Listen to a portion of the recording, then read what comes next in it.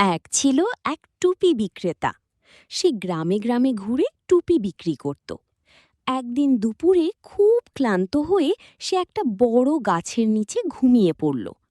গাছে ছিল অনেক দুষ্টু বানর। তারা চুপি চুপি নেমে এসে বিক্রেতার সব টুপি নিয়ে মাথায় পরে ফেলল। ঘুম ভাঙতেই বিক্রেতা দেখে সব টুপি উধাও। তারপর উপরে তাকিয়ে দেখে বানরগুলো হাসতে হাসতে টুপি পরে বসে আছে। সে অনেক চেষ্টা করল, কিন্তু বানরগুলো টুপি ফেরত দিল না।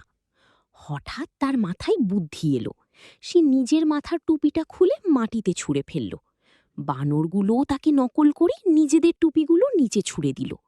বিক্রেতা তাড়াতাড়ি সব টুপি কুড়িয়ে নিয়ে খুশি মনে চলে গেল। শিক্ষা: বুদ্ধি থাকলে কঠিন সমস্যারও সমাধান হয়। ভিডিওটি ভালো লাগলে একটা লাইক করে চ্যানেলটি সাবস্ক্রাইব করবেন।